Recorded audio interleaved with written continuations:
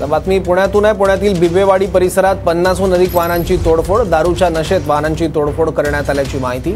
दहशत माजवण्यासाठी पुण्यात वाहनांच्या तोडफोडीचं सत्र अजूनही सुरूच आहे। याबद्दल आणखी माहिती घेऊ, आपले प्रतिनिधी अजिंक्य आता आपल्या सोबत आहे। अजिंक्य,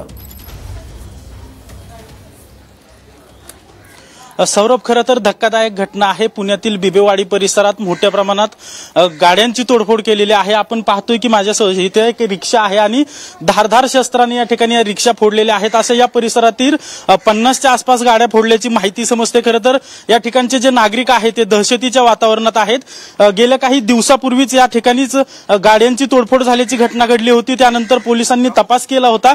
आता देखील पोलीस या ठिकाणी गाड्या फिरतायत, पोलीस तपास करतायत। पोलिसांकडून जी माहिती समजते ते याच भागात राहणारे जे दारुडे टोळके आहेत त्यांनी दहशत माजवण्याच्या उद्देशाने या ठिकाणी गाड्या फोडल्याची माहिती समजते।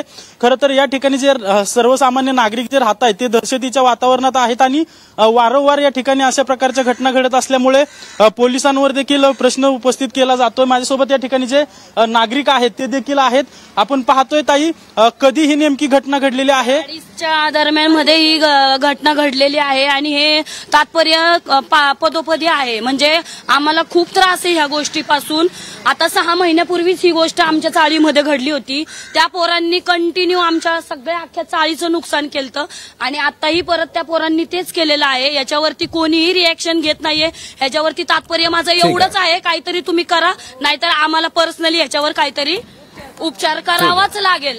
यापूर्वी देखील 6 महिन्यापूर्वी असेच गाड्यांची आम्ही घाबरून गेलेले। आमच्या चाळीत पण असे सारे गाड्या बिड्या सगळं फोडून टाकलेलं आहे। तुम्हाला सांगते, आम्हाला लय त्रास आहे।